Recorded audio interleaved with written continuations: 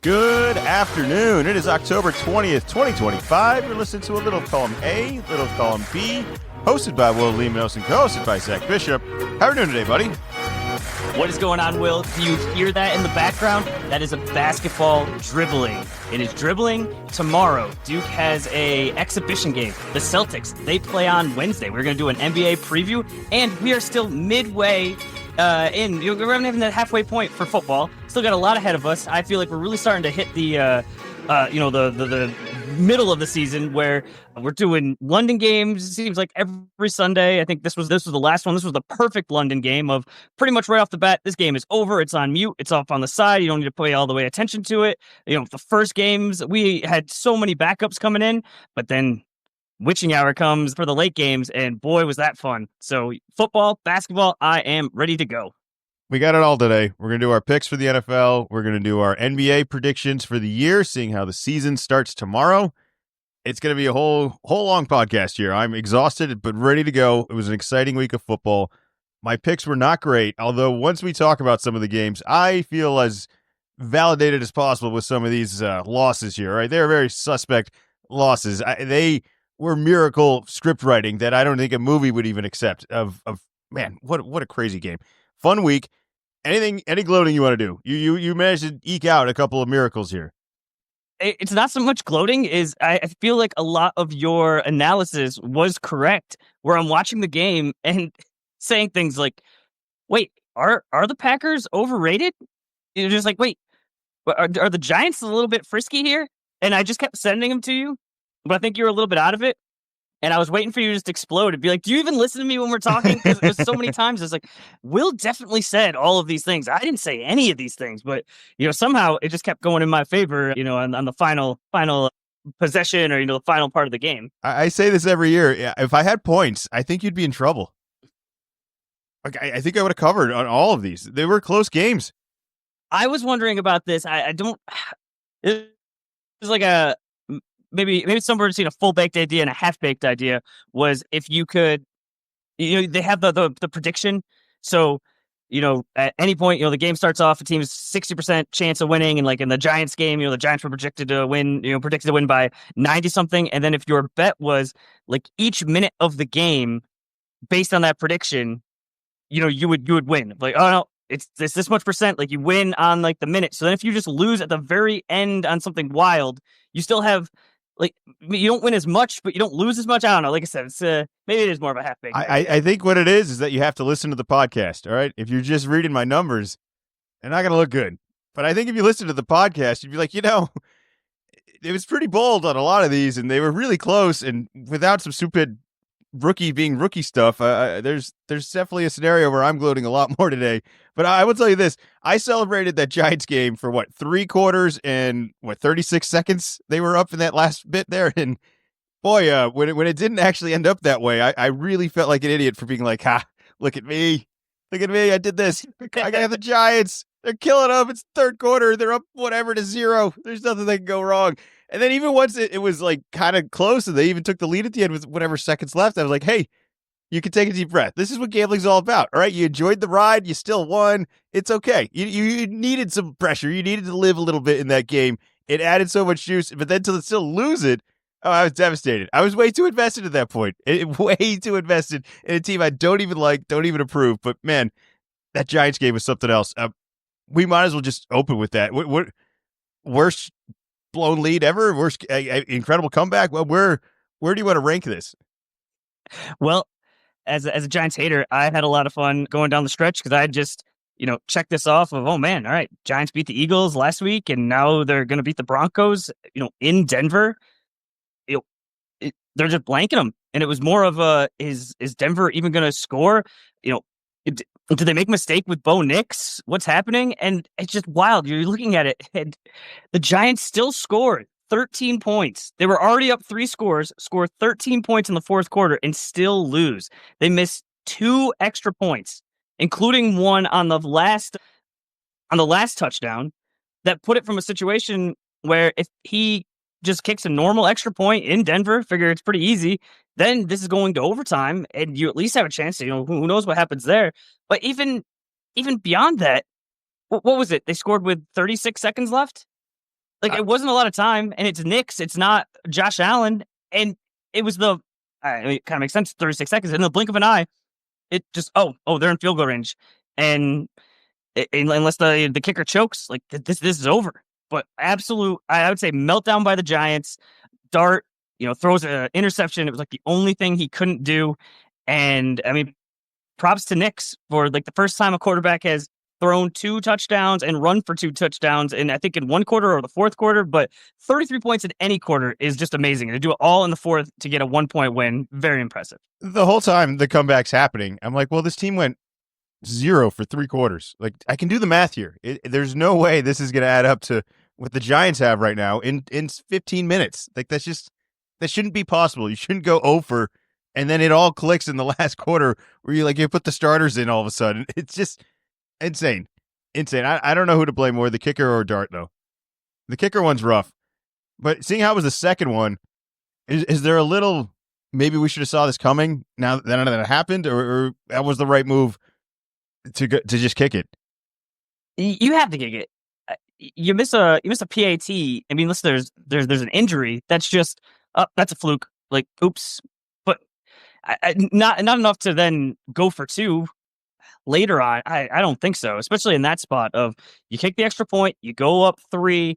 Now they either got to score a touchdown, or you're thinking worst case is they're kicking a field goal, and we'll take this thing to overtime. We'll see what we can do. It does feel like the kicker cost him the game. Yeah. All he has to do, make 2 PATs. Nothing crazy. Sometimes you get in these situations where, he was going for a 58-yard field goal and he couldn't make it. Just like, that kind of happens. But PATs, he makes both of those, and now Knicks has got to try to score a touchdown. Now this gets way harder. What do I always say in basketball? What do you got to do? You got to make your free throws. Make your free throws. Yeah. Rough one. All right, we got a lot loaded on this podcast, but I felt like we had to open with that. There's other storylines to get into, but that one, especially because I picked the Giants last week, it just felt, this is gonna be great for the podcast, and it kind of still was. It's just at my expense now. But let's get into the picks. We got Thursday, Minnesota Vikings at the Los Angeles Chargers. What could you say about the Chargers? It's a fun, boring team. Where's Lad McConkey? I think that's more what I'm concerned about. It seems like Keenan Allen is somehow the number 1 receiver on this team at whatever age he's at.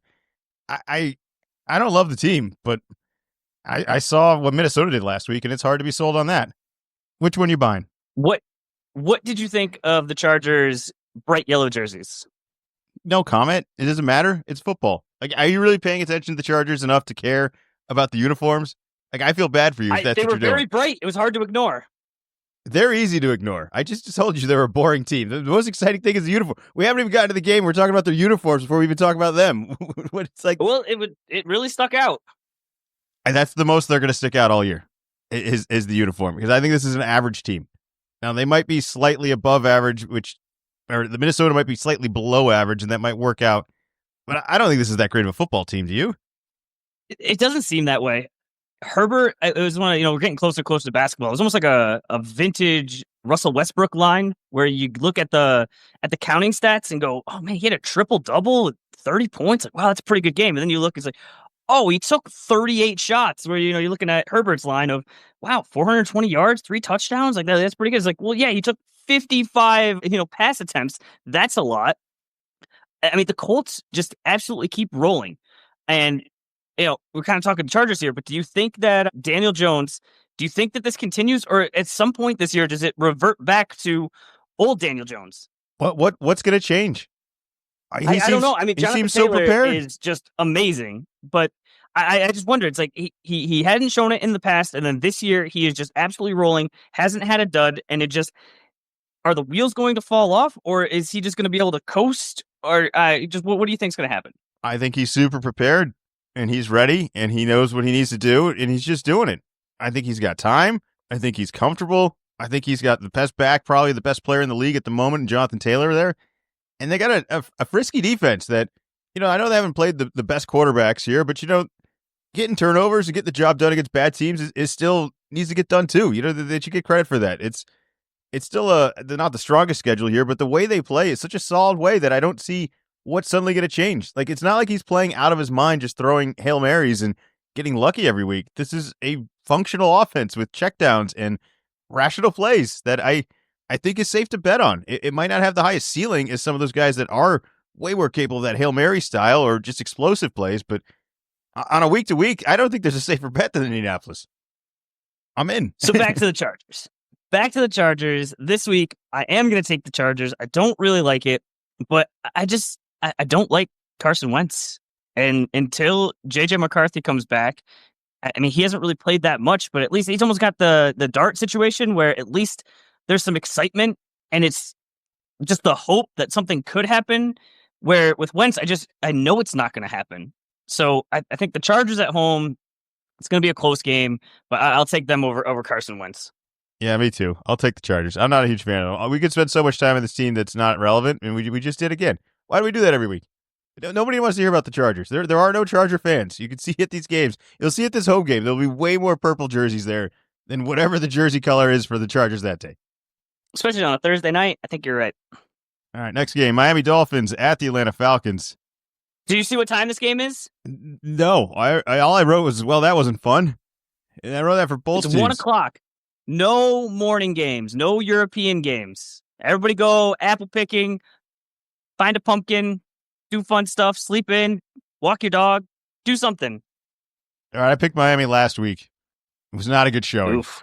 It was not a good showing. And it seems the postgame has attracted more attention than, once again, the actual playing of football. Atlanta was also not great. I mean, the Penix thing, it just feels off and clunky. I actually think it's very comparable to what Tua does, where there are moments where, yeah, it just clicks and he's quick and he hits the guy and it boom, boom. And then other times where I feel like they're trying to expand the play or just buy more time and they're just sinking. They're just drowning. They're just not capable of that. And if anyone gets pressure on them, which I don't know if either of these defenses are capable of that either, this might be a weird one.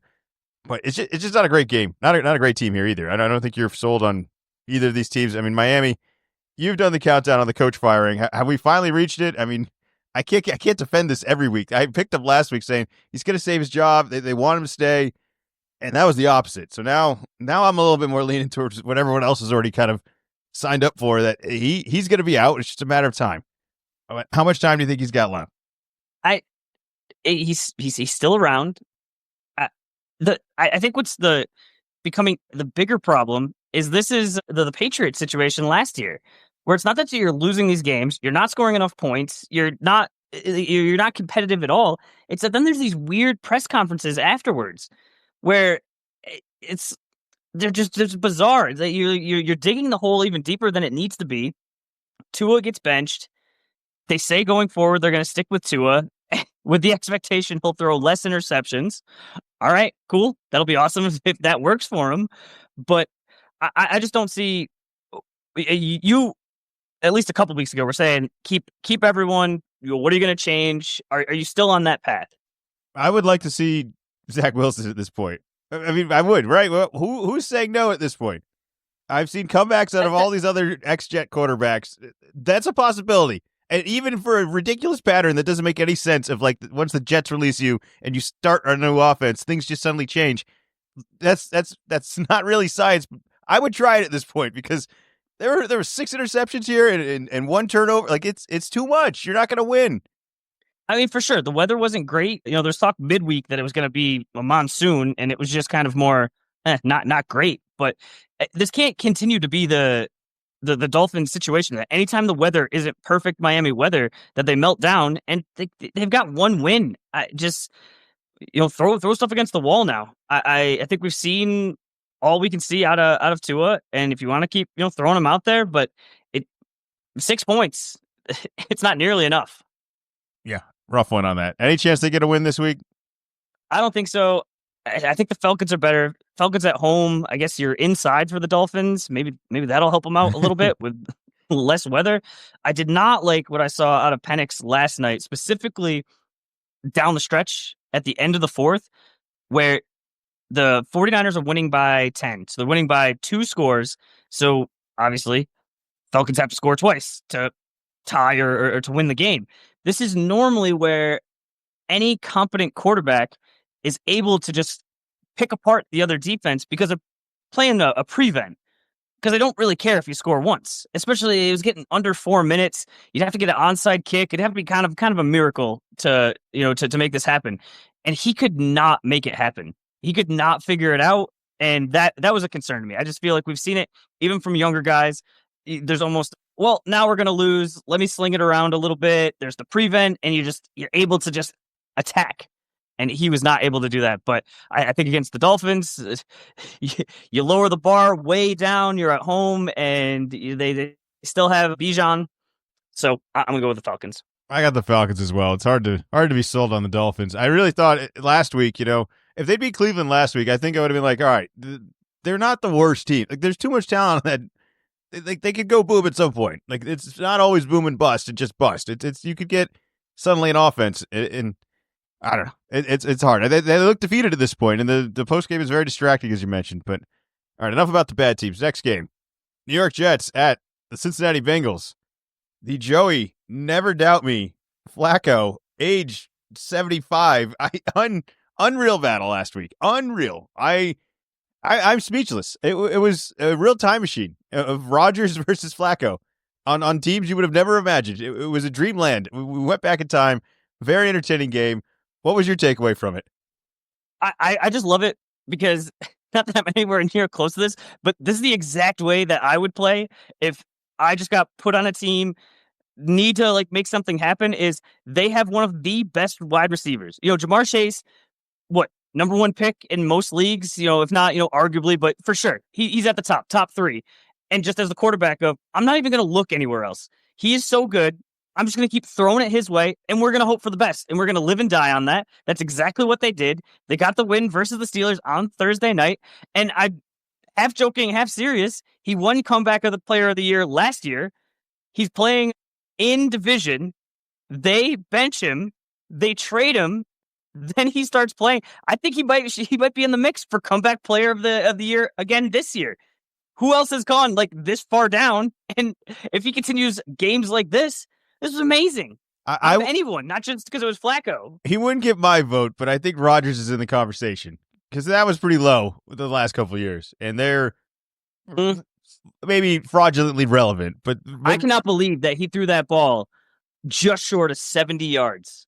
It's just incredible. He's obviously fully recovered. I mean, it didn't result in a touchdown, but I'm going to say it wasn't his fault. I thought for sure it's like they're too deep. I mean, he can throw it, and this is a Hail Mary, so odds of success are slim just based on that. But he got it to the end zone. I would have bet just watching him eye test of the last couple of years. There's just no way, right? Like I would have if they had. If you could make a bet on that, I wouldn't bet he could reach it. Like he clearly reached it. There's still easily. There's still a clock running. It's in game. It was one of the longest throws, in the past 5 years or something. It's like the next closest one was just like half a yard in 2022 or something. I mean, obviously you're rarely throwing the ball that far. It's only in Hail Mary situations. But I just didn't think that Aaron Rodgers, one of the oldest guys in the in the league, was gonna have that. One of the best games of the week. Unfortunately, this game will probably not be one of the best games of the week. I will take Cincinnati. I don't know. We could just keep it moving with the New York Jets. Is there anything? I mean, they lost to Carolina last week. I think once you lose to that, you don't really get talked about much. But anything? No wins. Yeah. Again, this was another game where the backup came in. I don't know who they're gonna go with.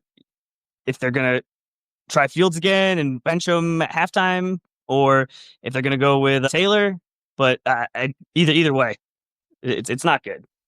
The Cincinnati defense is bad, but I don't think you can go against the momentum of last week. I think they really started something that I think is steady. I mean, if you're okay with being the diet of just throwing deep balls to those sort of receivers, which is all Flacco's capable of, and really all he's ever been capable of, it's a very old man's Joe Burrow impression that I can't believe they were able to snag, and that is actually effective. But I see it working. I like this week they're going to beat the Jets, right? We got that. Yeah, against other teams, I don't know, but I think the Jets are considerably worse than the Steelers. Well, it's a big jump off of Browning. I mean, how many games for Browning had that many touchdowns? So if you're a Bengals fan, it wasn't that long ago you were thinking this is the worst. This season is over. Now you're at 3-4. We're penciling them in right now that they could beat the Jets. That puts you at 500. Do you start maybe getting excited again? Let's say Flacco has another decent game. Not terrible, maybe not awesome, but just kind of right down the middle. Maybe just picks up Burrow spirits. Maybe he kind of starts thinking, hey, maybe I can come back this year. Do you think that they are starting to kind of get a little excited?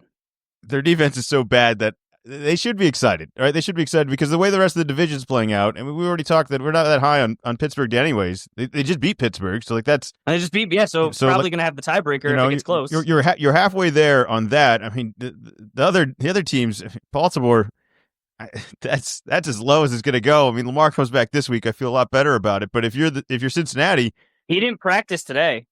Either way, this is like a perfect storm for Cincinnati with Burrow or with Flacco. Like the way everyone else is playing and how I don't really love Pittsburgh, they're in the mix, and that's all you got to be, right? If you're them, there shouldn't be any more expectations than that of just we're in the mix. We should enjoy it. There shouldn't be anything more. I wouldn't be counting on Burrow coming back to a Super Bowl expectations or anything like that. But we're in the mix is fun. It was not where you were a couple weeks ago. And a lot of teams would trade places with you immediately, even if it meant starting Joe Flacco. Oh, man, what a story. Next game, Cleveland Browns at the New England Patriots. Are we the best of the worst, Zach? What are we doing here? We are the first place New England Patriots? Is that possible?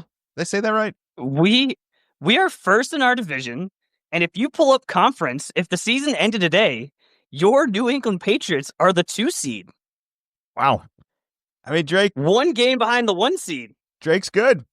Drake's getting the job done. This is kind of a small comeback. It was not a great start, but once we got things going, it was like, oh, that's right. This is Tennessee. We're much better than this. It was a rough first half, though. Are we going to wake up a little bit earlier in this game? Because I wouldn't want to fall behind to Cleveland. I agree. It was definitely a slow start. Down a field goal, down a touchdown, but then absolutely turned it on. It was able to get to Cam Ward. I think again playing more of these bad teams definitely helps. Where it's not you're able to have a slow start, you're able to make some mistakes, but when you have a guy setting quarterback records for the Patriots. He goes 21 for 23 passing, close to 91%. That's a Patriots record. Tom Brady never did that. Very impressive. And again, these aren't dink and dunk situations. He had another absolute bomb to Kayshawn, who catches it just by his fingertips. Amazing throw, amazing catch. If we can keep doing this, this is going to be a lot of fun. This is just way better.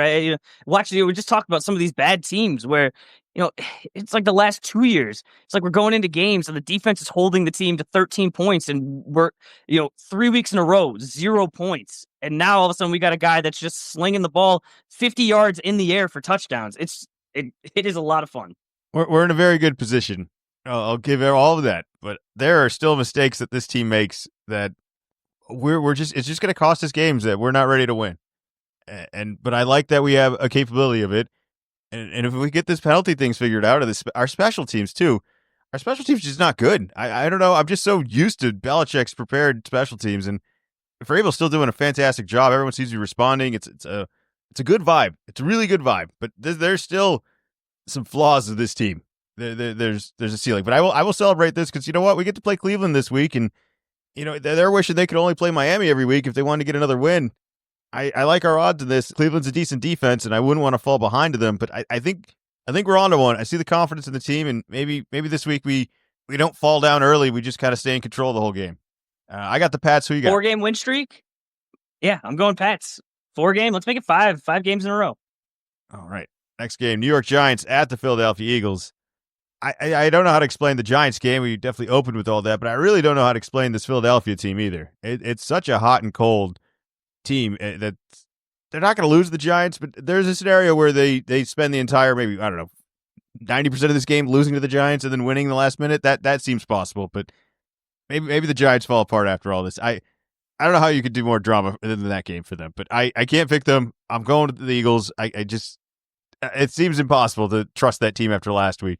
No lead is safe against anybody, and Philly comes back. It's going to be Philly. Who you got?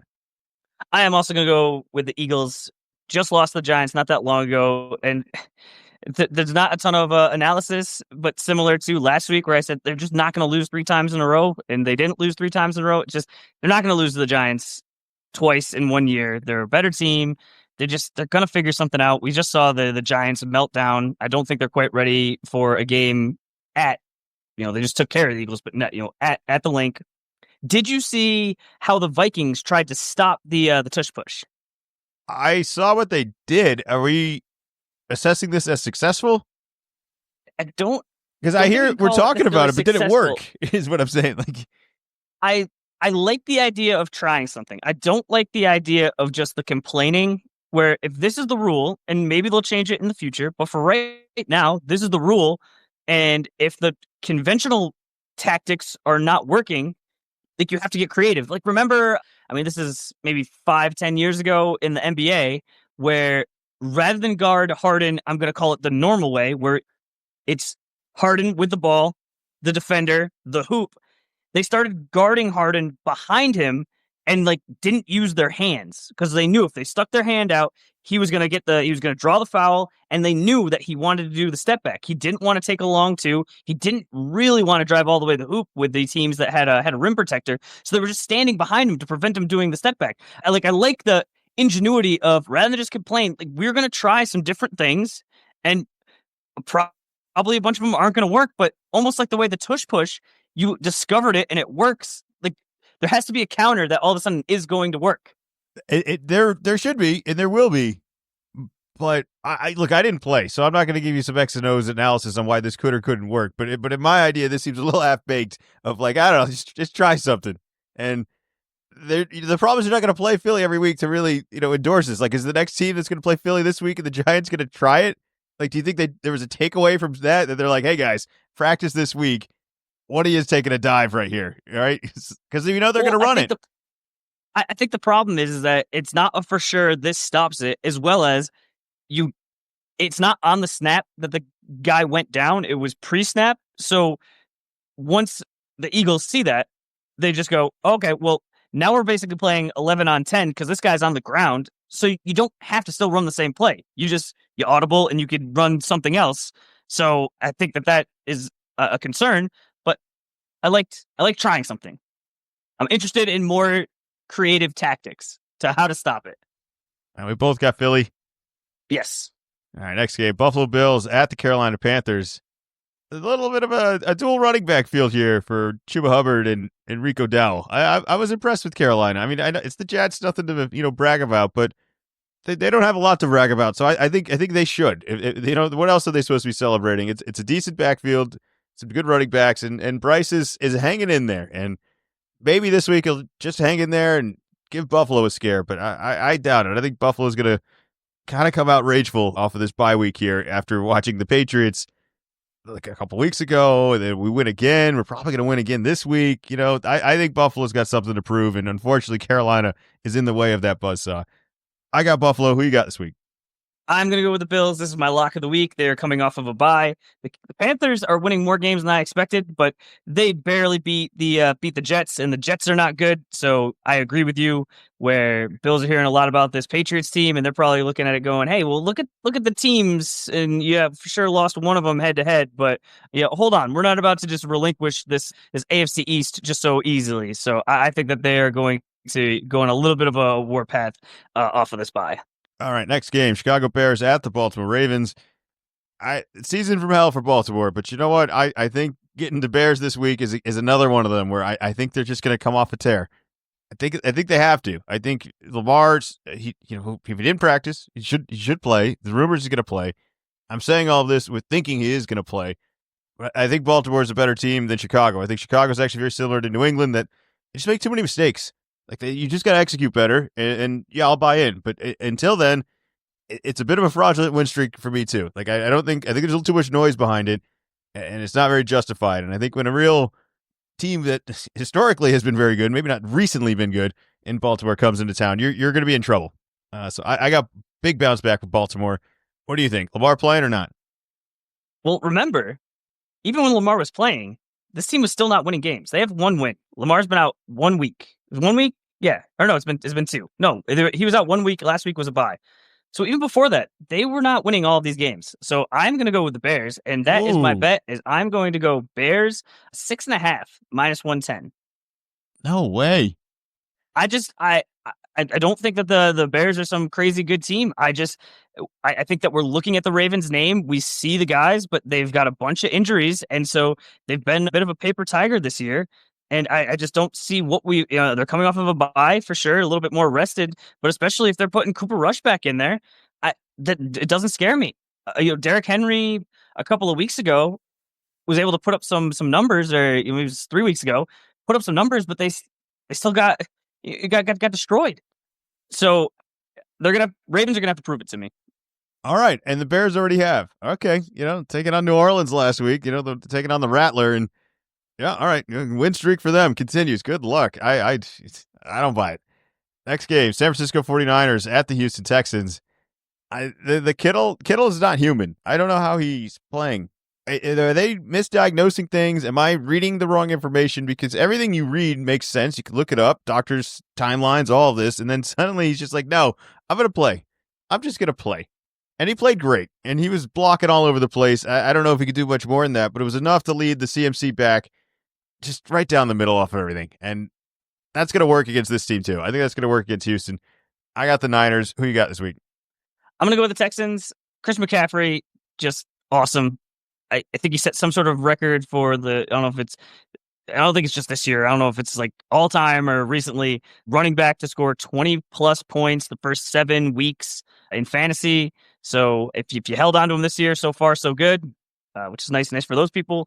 Texans are a little sight unseen, but it just seems like the 49ers keep getting more and more hurt. You sent me the video of the San Francisco 49ers, what would you call it? Halloween setup, where it's just got all the jerseys, all of them marching to the medical tent. I thought that was very creative. I like that. And I don't know. They won this past week against the Falcons, and I don't feel like the Texans are that good, but maybe they're starting to figure things out. And just whether it's Purdy with the turf toe or Mac, who gets like more and more dinged up, I think at some point, like, these injuries are just going to be too much for them to overcome, and I think it's going to be this week. I think if Houston takes on Seattle and is at least in the game, I could see them doing it, but they haven't had that great of a season either, and they haven't had nearly as much go wrong. So there's a chance that these injuries, you do get healthy. What's crazy is that some of these injuries. What's the one guy? He got 5 broken ribs, a shoulder, and like a knee injury too.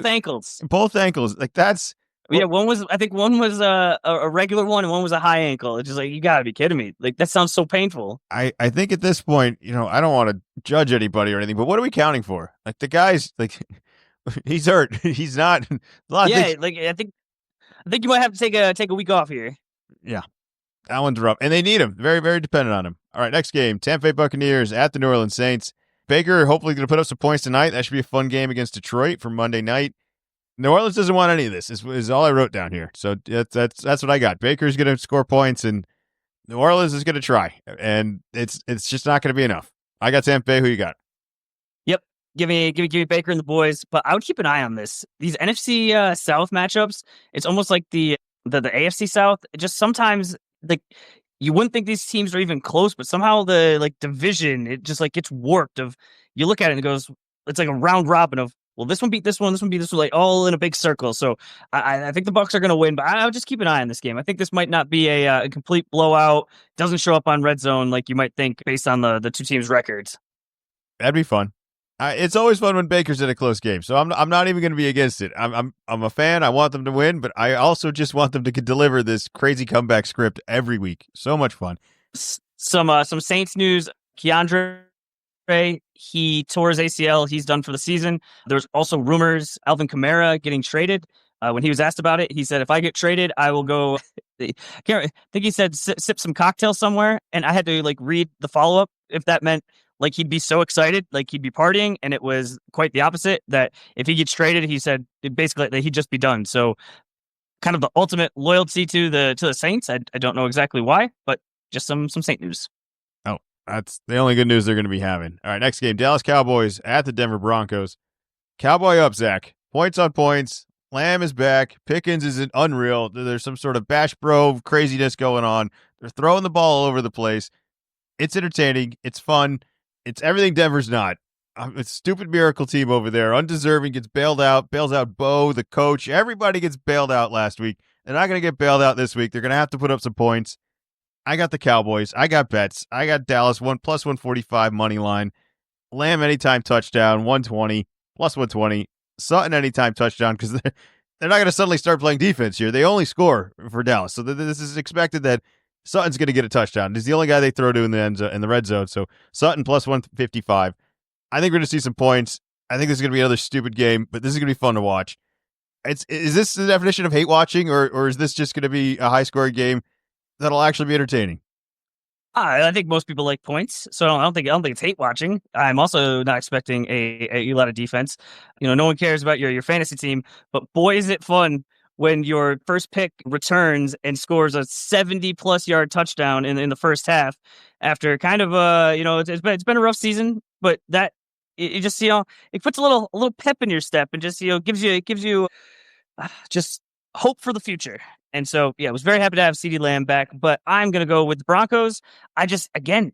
Dallas defense just cannot stop, and I think that Knicks can at least score against bad defenses. So I think there's going to be a lot of points, and then it's going to come down to almost one of those who has the ball last, and I think that Knicks will just be able to just cut right through the Dallas defense like a hot knife through butter, as they say. The concerning part will be if Denver doesn't score in the first half, even against this team. That's going to be the concern. Then that would be a concern. We'll see. We'll get to that when we get there. All right, next game, Tennessee Titans at the Indianapolis Colts.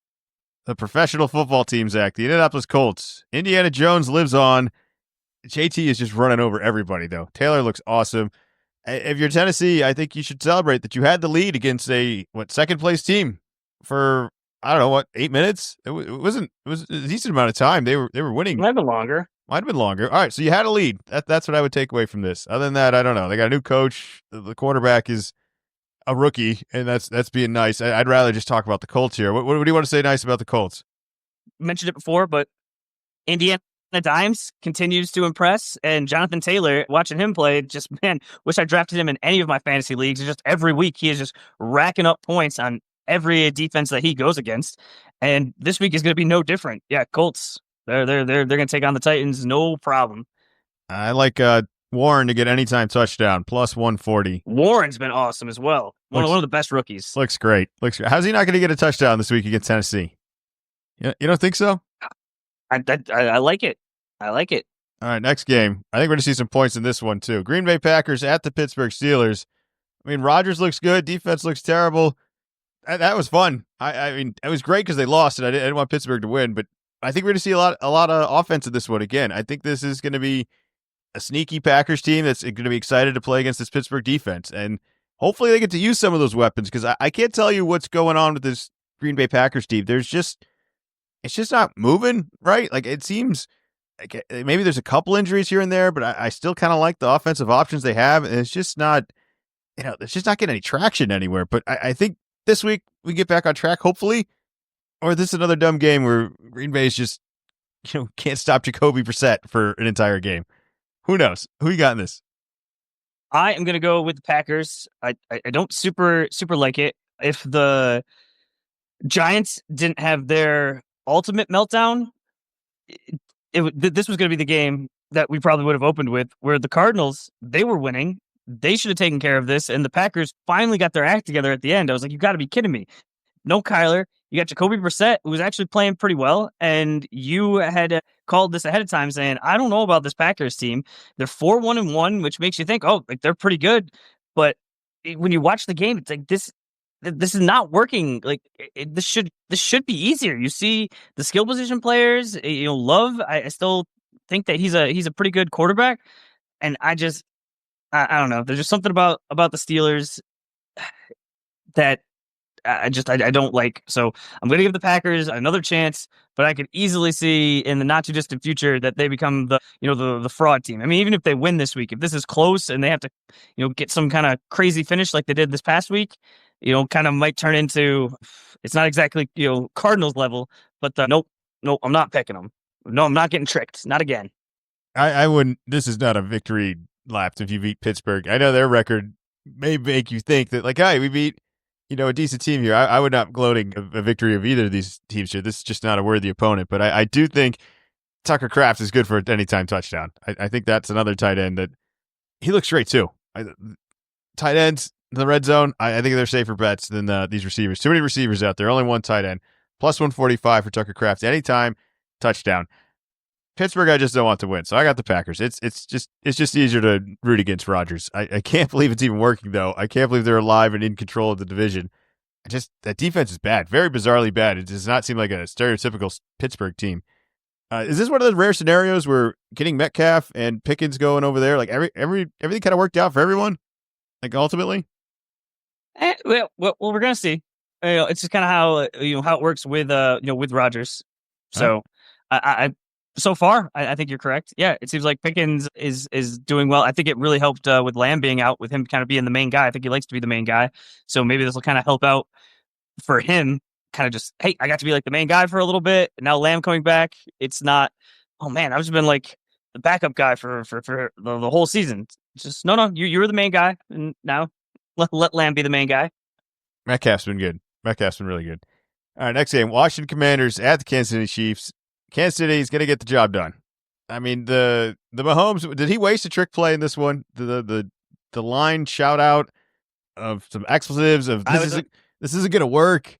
This never works. And then they snap the ball and it does work. Is that who came up with this? This is all Mahomes? I don't know who came up with it. I don't know if it was Mahomes. I don't know if it was Andy Reid, but I was a fan. I caught it live.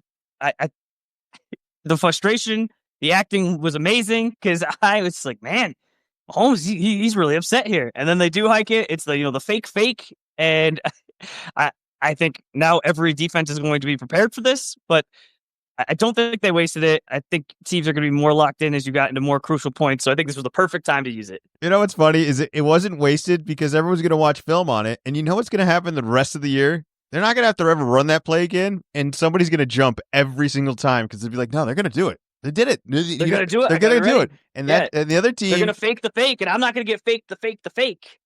They're going to jump.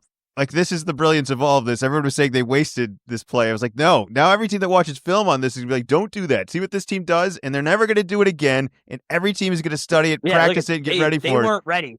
Yeah. They were on their heels. Yeah. Well, it worked. They took it off. My quarterback suddenly said, this isn't going to work, and it's Mahomes with all his Super Bowl rings. It's kind of like whatever he says is truth. Like that is what that line needs to know, and what he thinks is what he's sharing. And he's sharing it loud enough. He must be upset. This is a disaster. Like, I bought it. It was so perfect. It's a ridiculous thing, and it's going to work again. The Commanders are going to jump off sides. He's going to say something. It's going to happen again. I guarantee it. The Commanders have no wide receivers. It's a lot easier to play offense if your quarterback's leg isn't ripped off and you have some wide receivers. I don't know if they're going to be able to fix that in a week. Meanwhile, the Chiefs look great. Kind of hard to pick against Kansas City. Who you got this week? I'm going to go with the Chiefs. I think the Chiefs are better. They got Rice back. The past few weeks, they look, I'm going to call it prime Chiefs, where at the beginning of the year, there was much more, is this dynasty over? That was a lot more fun for me. But Jaden gets hurt. It's weird because, coach came out and said he wanted to come back, but it's like, well, yeah, they kind of always want to come back, but he couldn't come back. But sounds like it's not a serious injury, which is awesome. It was kind of hard to tell. It did not look good. So he is, I don't think there's an official injury designation right now, but he's not for sure out, but he's not for sure playing. And if he plays, I would like it because I think you got two quarterbacks can make this interesting. If he's not playing, then the Chiefs are going to really handle him. All right, so we both got the Chiefs. So let's lock in some bets for the week. What do we got? Mine is the Bears, plus 6.5. I'm going to go with Sutton anytime touchdown, plus 155. He's going to get it. Feel good about that one.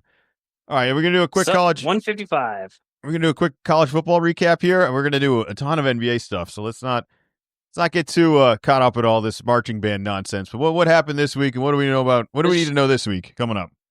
Sure thing. The first one, Friday Night Lights. Louisville upsets Miami. Now Louisville's ranked. Miami was a 14-point favorite in this one. This is Friday night. All these students, they thought that they were going to have a nice, fun football game, and then they were going to go out partying and continue their undefeated season, and that did not happen. They had to be so upset about that, and it got close at the end, but, I mean, really, the Cardinals were in control pretty much most of the game, and then Carson Beck throws 4 interceptions. It was ugly. I think he went from it was something like a 8-1. I think it was even closer. It was like a 3-1 favorite to be the Heisman to like 25-1. Just I'm sure there's a path where he could get back into it, but this just really, destroyed his chances. Then Saturday, Georgia beats Ole Miss. Bama kills Tennessee. And then Vandy beats LSU. Vanderbilt must be getting some crazy money with this whole NIL because the past couple of years, they've been good. They beat Alabama last year. They beat LSU this year. And I think it's funny, you got the Alabama-LSU rivalry, and I'm sure that LSU had a field day last year when Alabama lost to Vanderbilt, and now, boy, are they have to deal with that. And one of the things that maybe you were going to be a fan of as resident anti-fun guy on the podcast, Vanderbilt did not storm the field. Vanderbilt has been very bad for a long time. They did not storm the field, and that is like a step of, why we didn't storm the field? Because we thought we were going to win. And for Vanderbilt to have that confidence over a school like LSU, look out. Oh, hit the applause for them. All right, round of applause for saying we are a respectable school. We don't storm the field. We don't need that. People storm the field on us when we lose. We are the favorite. Good for them. And same thing in basketball, too. That home court advantage is no joke. I don't know. It's something about sitting below it's off-putting for the whole Sideways. SEC. Yeah. It's weird. Sorry, I got distracted. Good for them, though. I love it. That's what it should be about. You want to be a real school, you don't storm the field. We're too good. This wasn't an upset. It was a game we thought we were going to win. Good for them. All right, what else we got? And then coming up this week, Ole Miss at Oklahoma at noon. We have Missouri at Vandy at 3:30, and then Texas A&M at LSU at 7:30. So whole bunch of SEC games if that's something that you're interested in. It should be fun. I always seem to find a way to put them on, and then this week it was like, wait a minute.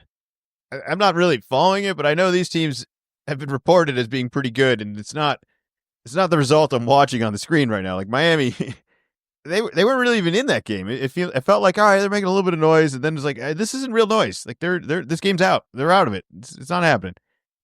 NBA time tomorrow, opening night. It should be open with all the problems of the NBA season so far. Mostly on. I was planning trying to watch it. Well, that's what I was going to open with. Is this is not going to be on TNT. This is not going to be on ESPN. It's not going to be on ABC. This is going to be on NBC and Peacock. This is a throwback. They're playing Round Ball Rock, and this is a kind of a whole new direction. Should we talk about? It's maybe not a whole new direction. It's back to an older direction.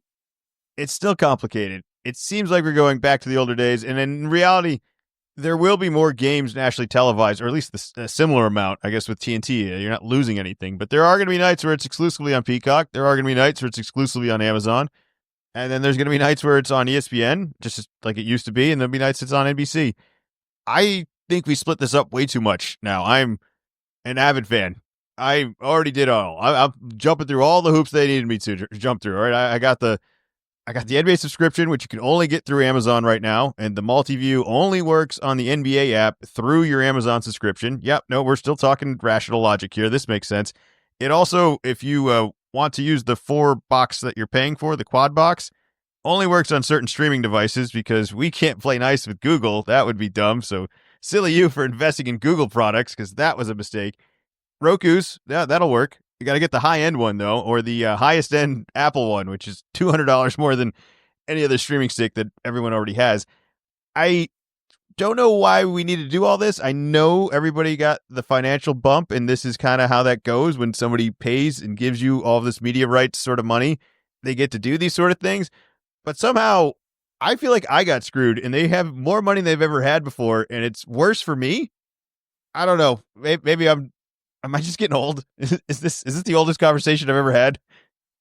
I don't think it's the oldest conversation that you've ever had because you did the research and you checked it out and you were just the first one that's talking about it because you like basketball and you did a test run. Think about in the next week how much you're going to start hearing about this from people that didn't do the test run and then said, well, wait a minute. Last year when I had League Pass, I was able to do the quad box, no problem. And now it's on Amazon, and now I can't do it. Where I guess there would be situations where I would understand, but it's like the technology exists. I have the device that I know can have 4 different squares with 4 different games playing, but now your service, just like you said, just won't play nice with this one, where it just seems like, why are we making this more difficult than it needs to be? So I think we are going to hear a lot more complaining from the people like you, as JJ Redick would say, the NBA sickos that really want to watch the most amount of NBA basketball as they can. But I think that it's just going to be interesting, and I don't know if there's going to be a service that is going to arise where, like you said, you have to have the specific services, and then even there, you want to be able to watch multiple games at the same time, and now they're going to be on different services. So who is the middleman that's going to figure that out for us so you can watch a Peacock game, an Amazon League Pass game, and your local game, all on the same screen? We've advanced so much technology, and we've limited ourselves from all of it. We've just put barriers of entry to everything. We did it last year. YouTube TV solved the problem. The infrastructure was there. Everything was built into it. It was perfect. You could get back and forth between the games, which is another problem of the Amazon app. Thursday, I'm watching Thursday Night Football on Amazon, only on Amazon. And at halftime, I'm like, you know what? I'm already in the Amazon app. I can go to the NBA League Pass that's now through Amazon. I can only watch one game through the Amazon app. But you know what I had to do? I had to log out of the go back to the home screen and go to the sports section. Why can't I just change the channel like we've always changed our whole lives, from the football game to the basketball game I'm paying for in the same service? It's almost like it's not in the same service. I got to go into a whole other section of it. That was something I didn't have to do last year. And even if it is both on Amazon, I'm saying it's still not like I can go back and forth. They're like channels. They're not. It's like movies. It's like you're going from watching one show to another. You go back to the home screen, you pick the other show. That's not how sports are watched. That's not how TV's watched. I can't believe we're okay with all this. I like, in general, that the basketball is kind of getting split up and it's going to new partners, because I think that you're going to have, like, there's going to have to be more competition. So if ESPN just does what they've done in the past of just kind of, it's basically a commercial, with their talking heads. I mean, for sure, they brought the TNT guys over, but those guys are, older.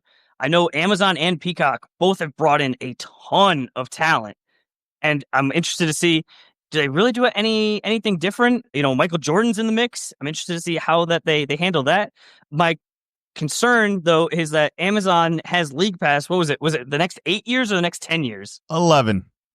The next 11 years.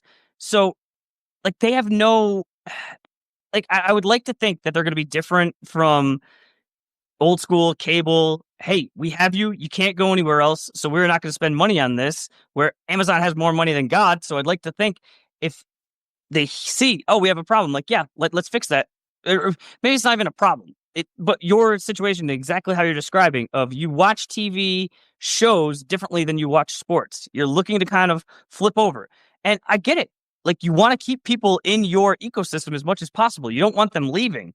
So you want to make that a little bit difficult, but it's like, no. You have all of the basketball I want to watch right now, but I want to skip from the Bulls game over to the Pistons game, like, back and forth. Like, these games are close. I wanted to watch both of them at the same time.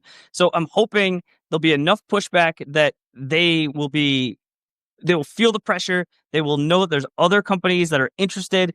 They'll see, hey, these groups are doing this. This is working, and it kind of rises, like, everything rises to the top. But I am hesitant to get my hopes up. I really bet on the wrong horse is the problem. If I had just done Roku things for this whole time and just played in between, no brand loyalty, I would be fine. But oh no, disaster. All right, we got to do some NBA awards. I think for this first couple of weeks, we'll see. But I see myself similar to in past years, that the League Pass product is not very good. It was very good on YouTube TV, but through other avenues, it struggled. And I just see myself, I'm going to gravitate towards college basketball just because it's easier to find the games and it's easier to watch. You're so right. I can't wait for college. I can't wait to just use YouTube TV, of which I can't cancel that either, because I need to watch all the other games because I bought League Pass, but they also don't get the national televised games. So it's not like I can watch the ESPN broadcast game on Amazon. No. Can't do that. I paid for the whole League Pass, but we can't watch those games. The NBC games and other ones, those aren't going to be on Amazon. Those are going to be on Peacock only or NBC, the actual cable channel. I hate it. I hate all of it. I'm getting closer. You're really luring me in college basketball now at this point. Like just the welcomingness. Well, I'm concerned that I'm going to kind of keep nudging you in the right direction, and then you're going to adopt it, and then the next year, like private equity money is going to come in, and then there's going to be separate from the NBA packages. There's going to be like a whole other different college basketball package.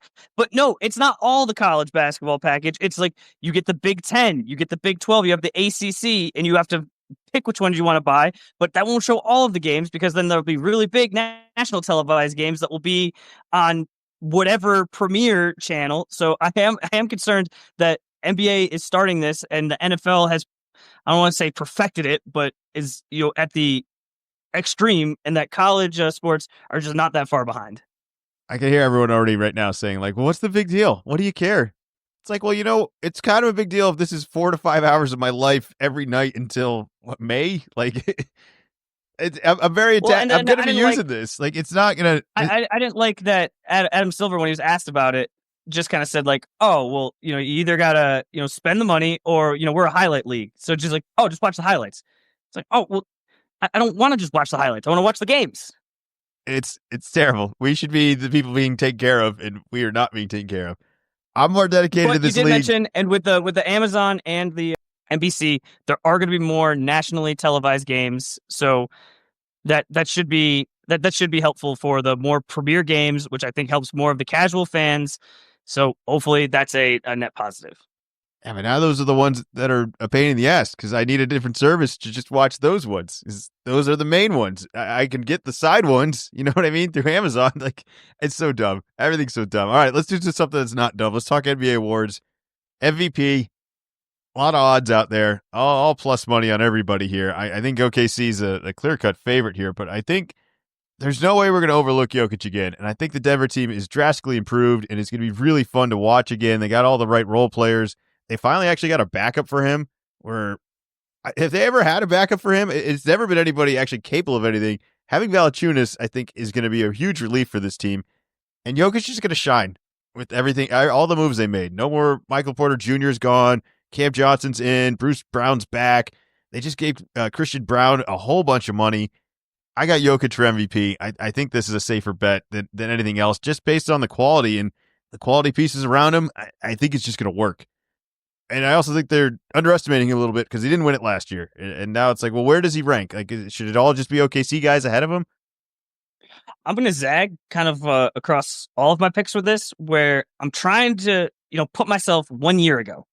And coming in, it was, oh, well, Celtics are far and away the best. No one's really going to be able to compete with them. If they stay healthy, they're for sure, they're going to repeat. And I think that we are just in this short term. Everyone's looking at what OKC did last year. They were first in the West, or first. They won the most games out of everybody. They marched right to the finals, won the finals, and so coming into it, it's just a similar mindset. So I am trying to zag where everyone's thinking like, oh no, it's going to be OKC. Shea is the favorite. But I'm going actually a little bit different from you. I like Jokic, but I don't know. He's won it a few times, and this is my concern. This is a little bit of a hedge for me. I'm going Luka. He's on this media blitz. He is now on the Lakers. He's not in Dallas anymore. He is going to be on TV because it's Luka and it's the Lakers almost every night. Almost every night. He is going to be awesome. He's an awesome basketball player. You're going to have LeBron talking him up. You're going to have JJ Redick talking him up. You're going to have all of the Laker media are just going to push this. They're going to shove this all down your throat. If you are a Nuggets fan, good luck. Good luck. You're just gonna have this force fed to you. So I think that MVP is a lot about narrative. I think if the Lakers are anything, as long as they are not terrible, that Luka is going to win it this year. I'll give you this. I think Luka's going to be in more close games, and that's going to give him an opportunity, I think, to show or be depended on a little bit more.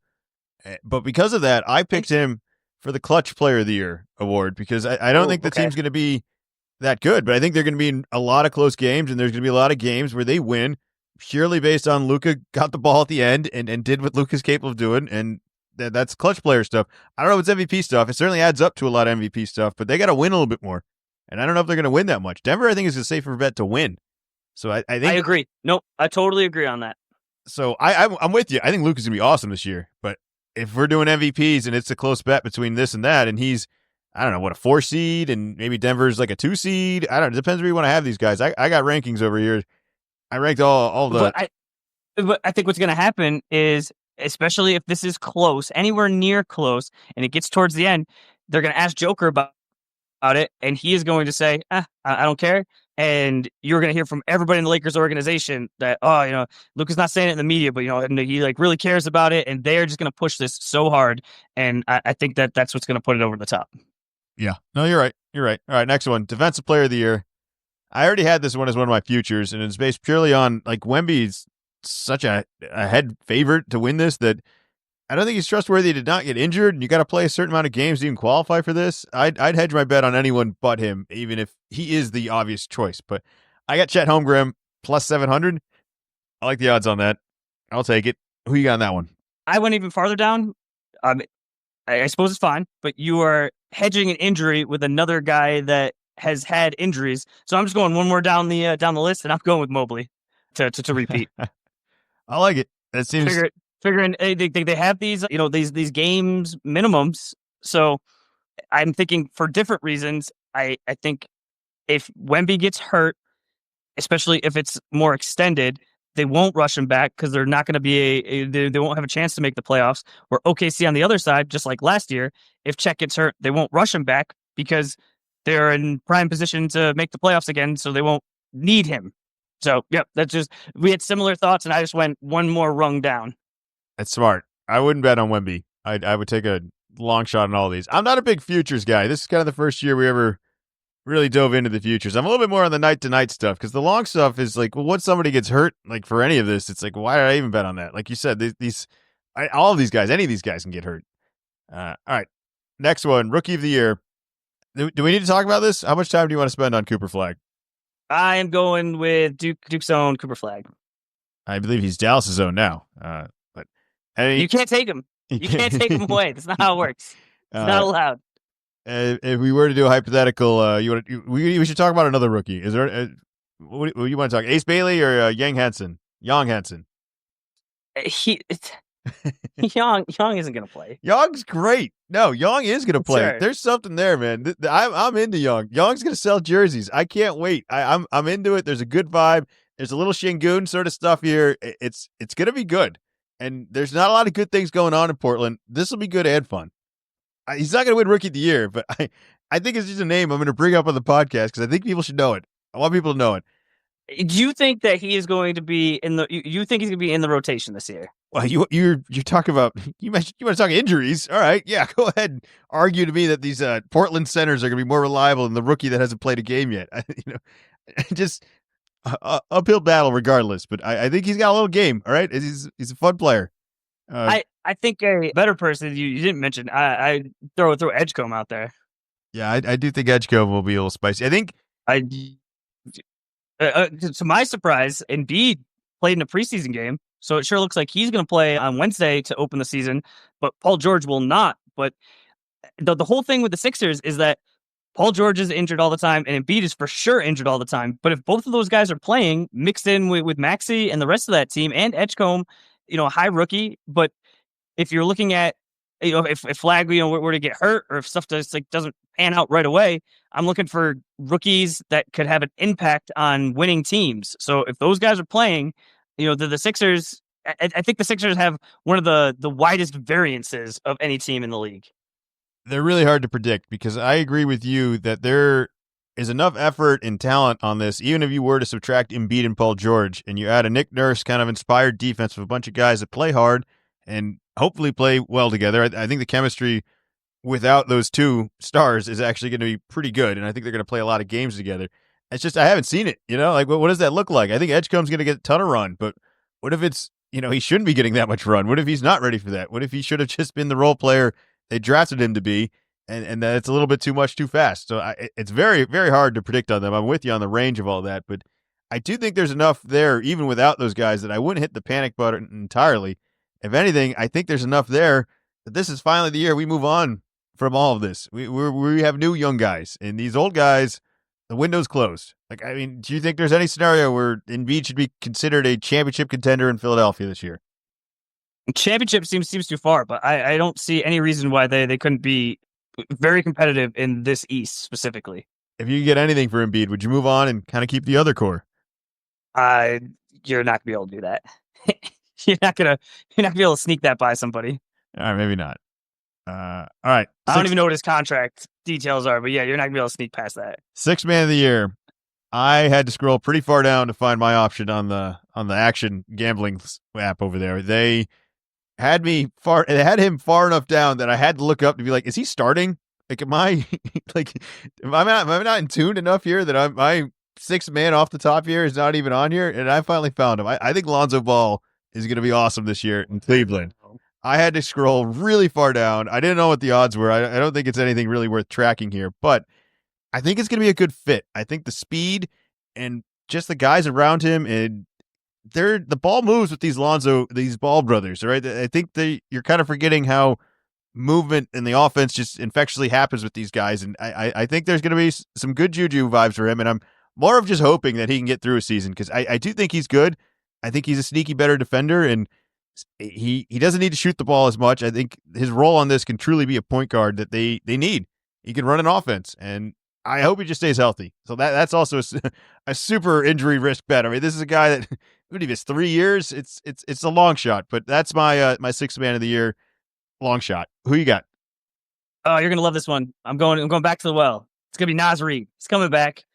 I think that the NBA has done a great job in the past 5 years or so of going away from the sixth man is just whoever comes off the bench and scores the most. I think Naz will still be coming off the bench. I think that the Timberwolves are going to be good enough that they're going to be on TV. I think they're going to be a good team. And it's always going to be one of those, hey, who is good on a good team? And so, yeah, I'm going to go with Naz. I think Naz is going to start too many games. You think he's going to start? Oof. Look, I'm not saying it's a bad bet, but I've fallen into the trap where I've looked at these before, and what happens is like, oh no, that is the best player, and he's such a good player that he starts, 30 games. Yeah. So it's nothing against Naz. I think he's a better player than Lonzo Ball. I'm not going to argue that, but because of that, I think he's going to start a lot of games. The same thing with, why is Peyton Pritchard on here? Is Peyton not starting this year? Is there something I don't know who else is going to play? So this is one of the complaints that I have as the season's about to start, and you had the streaming issue is, why can't you just announce who's starting? Once you start, there are 48 minutes until the end of the game. Who cares? It's the first game of the year, but we're doing this like hidden thing. Spoelstra came out today. We're really not sure who we're going to start. The season starts tomorrow. I mean, not for them, but it's 48 hours. What do you think the other team is going to do once they find out, who you have starting? This is a wild Belichick preparation of like, we're not telling anybody anything. Just announce it. Like, I don't know why we're hiding it. I mean, maybe in a playoff game, but again, this is who's starting. This is not your game plan all the way down. The Rockets came out, they announced their starters. Super tall. Okay, you don't think these other teams have a guess? I just don't know why you're not just letting your fans know, hey, here's who's starting. Cool. I don't know. It just seems like way over the top of espionage, of trying to hide something that really can't have too much of an impact. Oh, wait, you aren't starting your best guys. Oh, all right, cool. So one of your better guys can come off the bench, you sixth man, and all right. So, we're going to figure out who your best players are when it's 6 minutes to go. Who's playing then? Just, I don't know. It seems so silly. It's a silly thing to be competitive about, especially in an opening game.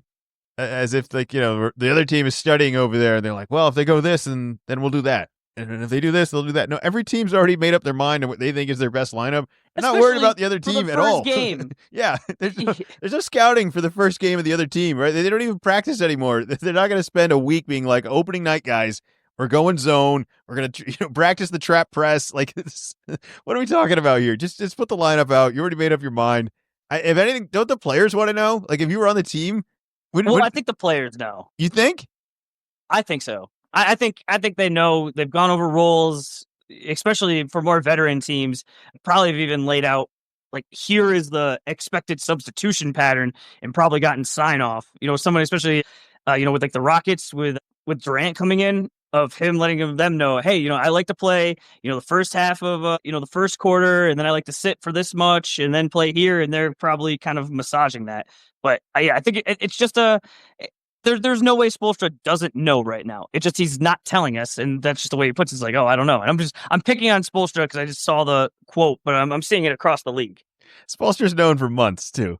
He's not lying to him. He's one of the greatest coaches. He's known for months. There's no way he's still like twiddling his thumbs, making the decision the night before of like, it's this or that. No way. All right, next one. Most improved player. You want to go first on this one? I had to scroll far down again. I'm down at the bottom. Who you got? Yeah, so this is not a complaint. This is just what happened is there was an AWS outage, so FanDuel was down. So I had to do these a little more old school and not just look at the gambling site. So it made it a little more interesting. But I'm going to go with Josh Giddey. I think that the Bulls aren't going to be good. They're going to be right down the middle like they always are. But I think that Josh Giddey is a known quantity, came from OKC, and I think that he is one of the guys that can make that jump from, hey, I think he's pretty good, to, wow, like this guy is really good. And so the most improved is always kind of hard to nail down on, well, are they looking for, high draft pick that went from, wow, really good to all-star, or are they looking for a guy that you might be out of the league to made rotation? But I think Josh Giddey is like nice, like right in the middle of, he can make the jump to that next level. A couple weeks ago, one of my futures was Aaron Nesmith to be most improved player, and similar situation. I like Giddey though. I like that. It's somebody who's got to get enough of a opportunity boost as well. Because if you don't get enough, if you're like a 6 man and you're a 6 man again, you're not going to get the most improved kind of buzz. But if you're, say, an Aaron Nesmith who was coming off the bench last year, has a miraculous, say, playoff run last year, and now comes in this year without Turner on the team and with Halliburton injured, and suddenly he's kind of like the top dog. I think that's a really there's some shoes to fill, and if he can fill even kind of most of it, I think that's a big jump of an opportunity for him. I had one other name down here. You were scouring my action app last night. Apparently it wasn't down before all of this, but Anthony Simons, I think this guy can lead the league in threes. I think there's a chance that the Celtics are maybe not a good team, but we're a good regular season team, and they're just going to shoot a ton of threes. And I think this guy can be part of that. And I don't know, it wasn't terrible in Portland. I think he's going to be on TV. He's going to be on TV a ton more. I mean, Portland has been bad. Portland's on, on the West Coast. So even if the game is on TV, the East Coast is not really watching it. So I think there are going to be a ton of people that are going to see Simons for the first time. So I don't hate that. I mean, I would love it as a Celtics fan, but I think that's a good thing to point out. Well, Celtics expectations couldn't be any lower. So with my coach of the year, the next one, I think Missoula is going to be a nut job this year and just crazy competitive. And that even with the lowered expectations and the whatever's left remaining roster and the injuries and all of that, I think we're going to be a decent team this year. And I don't think there's any reason to not give Joe Missoula a coach of the year vote with a team that's not a pre-baked championship run kind of roster. This is going to take some actual coaching this year. So I got him on there. Did you homer as well? I got another name. We're both going to talk Maz. I have a pick, but would now be the time to talk about what Missoula made the media do last week? Sure. You want to talk? You want to talk a scrimmage or a blowout? Yeah. So last week, and I'm pretty sure that the media, for sure, the coaches, they're playing pickup all the time. After practice, these guys all love basketball. You're in a gym, so it makes sense to happen. I've definitely heard of the media having a game. I kind of thought this happened relatively frequently, but maybe kind of based on this is just more of a like a one-time sort of situation. So media thinks, we're getting close to the season. They're going to play their media game. Missoula, in his press conference that day, says, I got bad news for you. You guys aren't playing each other. You're playing the coaches. All right. Well, you have to remember how this is working. You got the reporters. The reporters, I'm going to say on average compared to the coaches, are older. Just in general, probably. And, the reporters may have never actually played basketball. They write about basketball. I mean, some of them, John Corrales, he does Locked On Celtics. He played, I think he played D3. It's not. I don't think it's Endicott. It was somewhere in Eastern Mass, but he played a little bit overseas, so he's got a little bit of size. But you got these coaches. I mean, I pulled up the list, and I was gonna do like a deep dive on every single one, but it's like we've got a packed show, so I'm just picking out a couple of them. Right off the top, you got Joe Mazzulla playing. He played D1. His D1 team beat the John Wall Cousins Kentucky team in March Madness. I don't think Sam Cassell played, but I mean, he's a coach. You have Emil Jefferson. He was on the 2015 Duke National Championship team. You have Phil Pressey. He played for the Celtics. And even if you are not a very good NBA player, even if you haven't been in the NBA for a decade, you're still way better than the average person. So I don't know if this was the ultimate goal, but yeah, Mazzulla and co won. I think it was 56-4. It was something. It was definitely 50 plus points. I heard on the podcast about it that not only were they just playing the game, the coaches pressed them. Like, why? I don't know. Clearly, Matt was trying to send a message. You mentioned him being just like a crazy person. This seems like a crazy person thing. I don't know if this is gonna go to wins, but I thought it should get mentioned. This is who we have. That I don't know. Like, let his players know. Like, hey, you have to bring it, even if you're going against the lower competition. But I don't know. But no, I am not going with Mazzulla. I don't think that we're going to be at a high enough level. I think that he is going to be required to do more coaching this year than just dealing with personalities. But I'm going to go with Ime, old Celtics coach. I think Udoka. I think he's got Durant coming in. I think that team is ready to make the next jump. So if they are anywhere near close to, I'm going to say like the OKCs and the Denvers, that he could win because they've made that jump. I have Houston finishing second in the West, so that adds up. Their expectations are so high though that I guess you could give it to him. I like it a little bit more when it's something like the Celtics and it's not like you're expected to win it all and you have them racked. Like the coach of the year shouldn't go to the best team. I know that sounds dumb, but it should go to like the worst team that overachieved. It depends how you want to look at the award. I'm viewing it more like that. I like the Ime thing, though. I just would rather... I don't want to give it to him. I wrote Quinn Snyder down as well. I think there's a chance Atlanta... Similarly, I don't know what your expectations are for them, but if they're suddenly like one of the top teams in the East, which Snyder has done before with Utah for how many years, I wouldn't be shocked by that either. All right, clutch player of the year. I already got Luka. Like I said, I think there are going to be a lot of close games. A lot of Laker nonsense. It probably will end up being an MVP, but I once again docked it for Jokic. Jokic is awesome. Who's it going to be? Clutch player of the year. I went with Anthony Edwards. I was just trying to think of someone that's going to be on TV a lot, and he is the main guy on that team. That if it is the close game, he is taking the shot, where I don't think necessarily every other team has that guy that could do that. And this is a new award and still trying to kind of get used to it. But, yeah, that's my pick. All right. And NBA Finals. Who's winning? Who's losing in the finals? I'm going a little more obscure. I'm going to go with the Cavs over the Nuggets. I think that the Cavs, they were number one last year. The past couple of years, they have gotten into the playoffs and it is just not quite worked out. But I think it's one of those situations, and we've seen it a whole bunch of times throughout history, is you have to like keep coming to the dance, and then finally you make it through. And I think at some point you're going to make it through. I think that the East is not very competitive this year, and they pretty much have the same team from last year.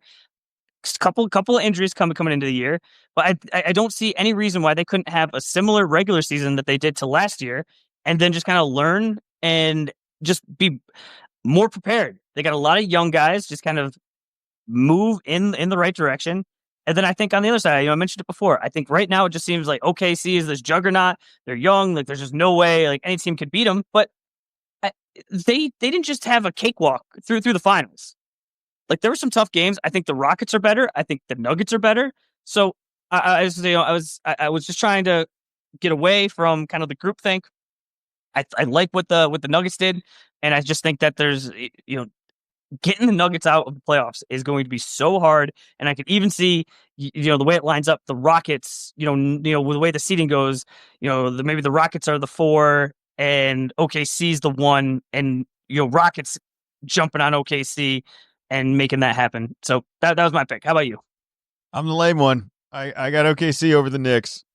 The East is so goofy, and I wanted to pick Cleveland. I have Lonzo Ball being a big feature off the bench. I kind of like that the Knicks reloaded a little bit on the bench, and they have some depth, and they got a coach that's actually going to play the bench now, and that's going to hopefully make everything a lot easier, and it won't be like a shocking thing where they have to expand the rotation in the playoffs all of a sudden. Like, they'll just be used to that. So I think that's going to help them, and they kind of owned Cleveland over the past couple of years, and I feel a little weird saying, yeah, no, the Cleveland's definitely going to take care of the Knicks. No, yeah, why would they not? Like, when have you seen them actually take care of it? It doesn't seem like a good matchup for them, and I don't know what's going to change this year. They're bringing back the same team, and I agree with you that that's a safe bet. That team's probably going to win the East. I picked them to win the East. I just, once the playoffs come, and some of the problems the Knicks have had over the past with maybe not the right depth and just having too many injuries, I think they've answered those as best as you can right now with guys like Yabusele and just way more depth and a coach that's willing to play depth. I might not be as much offensive game, but it's kind of like Tibbs was playing against his weaknesses last year anyways. They weren't that defensive of a team. They turned into an offensive team, and that's just not Tibbs' strength. It might be Woodson's strength, though. It might be something to monitor. Mitchell Robinson, very injury prone. Knicks start their season on Wednesday. Mitch Robinson is already, I think, doubtful. He's at least questionable for load management. Game 1, already being load managed. That seems like a concern. It's going to happen. There's a lot of games. There's too many games. It's Mike Brown, by the way. Sorry, the coach. I knew I screwed that up. I was like, it's not Woodson. There's so many Mikes, and Mike Woodson and Mike Brown have both been around for a while. I was like, I've seen this guy on the sideline before, and it was much more of a familiar face for the Knicks. Yeah, so I got the Knicks. I was watching OKC last night in the preseason, and I know it's just preseason, but their huge advantage, I just talked about the Knicks bench. They're so loaded coming off the bench. There are guys that I have to be fighting in practice for playing time, and they're just so good. I don't know how you're going to keep Casey Wallace from starting forever. He's just improving at a rate that just doesn't justify him coming off the bench anymore. I don't think he's going to say anything. I think he's cool with the role he's got, but something's got to get bigger for some of these guys at some point. And I don't know how they're going to do that, but that's a good problem to have. That's a problem every other team wishes they had. They have a bench that actually runs an offense. All these other teams they go out there and shoot as many threes as possible because they can't get a stop, and they're really not going to ever be able to run an offense. We don't ever practice anymore, so how could we practice a second unit offense? I just think OKC's so loaded and such a safe bet, and that could even get better this year. Williams was hurt last year. What do you have, like a broken thumb or something for the whole playoffs? He might be better. There's a lot of things that could be better for OKC, and I'm drinking the Kool-Aid too much, but I think that's currently hurt. Yeah, that sounds about right. Jalen Williams is currently hurt, but you are correct with they're supposed to have the bench, and this could be a situation where I think this has helped the Celtics out a couple of years ago of having some of those injuries and forcing the guys, and I think Mazzulla was good about this of when you rest guys, even if they weren't all the way hurt, of resting guys at certain points to make sure that guys on the bench got the appropriate amount of run, so they're not rusty, so they got game situations, and maybe this is a little bit of a blessing in disguise, assuming like this injury isn't going on for too long. Of now, Case and Wallace, get some more run. Some of these other guys get some more run, so that way in the playoffs when they're called upon, they're ready to go. It's a good team. It's a really good team, and it's a likable team. It isn't a team like, I don't know, maybe the vibes shift all of a sudden. Maybe they all got egos now that they got rings, but I don't feel that way about this team. It's a possibility, and it happens. How many dynasties? I'm marking that down. Will, big fan of Generation Z teams. Well, it's not unheard of where even the Bulls Jordan documentary was like they won 6 championships. Do you think these guys like each other? Like it's a different. Once you do it and you go through it enough times, it's a tough battle. I mean, we traded Ray Allen, and the Rondo thing was weird. Like it happens. These were successful teams that had no reason to change, but they just couldn't be forever. But I don't see that happening with this team. I ranked nobody ever does. I ranked the East and the West 1 through 10. Ask me any question about any of it. I'll tell you where I got them. Who do you want to know? I did not know that we were going that in depth. Let's see. Just give me one. Where do you have the Hawks? Where do you have the Hawks? They made a lot of offseason moves. I feel like they're one of the teams that won the offseason, but when the rubber meets the road, where are they? I have Atlanta 3. I think they're going to be good. Wow. They're going to be good. I think I've seen Snyder have a good regular season team, and it might not be a true championship contender, but they win regular season games. I've seen that, and I think this team is going to be very similar to that. The East is weird. If you're able to put out a decent roster and score some points, I think you're going to be able to win most games. I like Detroit. Okay. I like Orlando, but I don't know if they're going to score as easily as Atlanta. All right. I did one East one. I'll do one West one. We've all been seeing, the Luka, videos and seeing all of his, magazines, but there's another guy. There's another guy in the West that apparently is slimmed down, and that's what you need. You need to have a beach body to be able to play basketball. This is one Zion Williamson. Where do you have the Pelicans? I only did the top 10 in the West. They did not make the cut. They're not even going to make the play-in. Not even. They're not even on the screen. I only wrote 10. I got not San even Antonio on the screen. All right. I only did Will 10. is a Pelicans hater. I got San Antonio was the last one in. Gotcha. Okay. Yeah. Fair.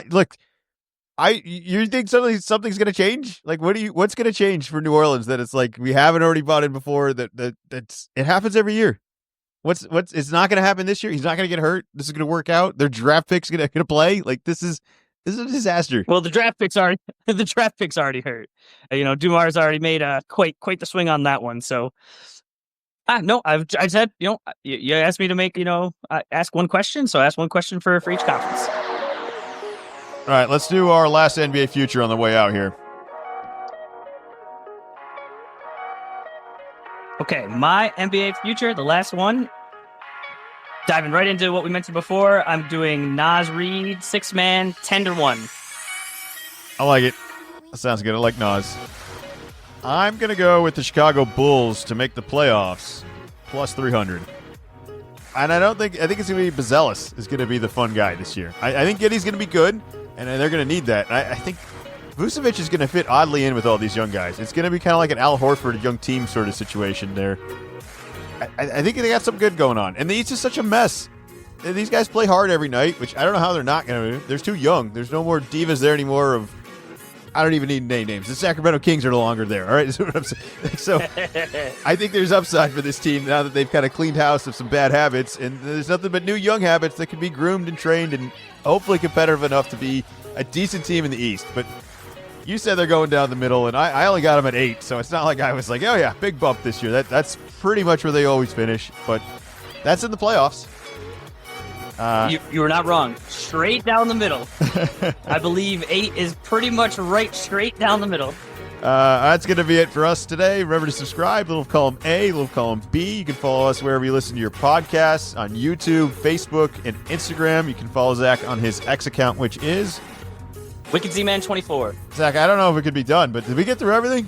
Did we do it? We got through everything. Oh, I don't know how I got through today, let alone the podcast. But we're here, and we'll be back. Are we back next Monday? I think we're back next Tuesday, actually. I can't do Monday next week. I think it'll be Tuesday. All right. But we'll be back. Extra basketball. More basketball. Basketball tomorrow. Are you ready? I don't know what channel it's on, I'm ready. But it's on tomorrow.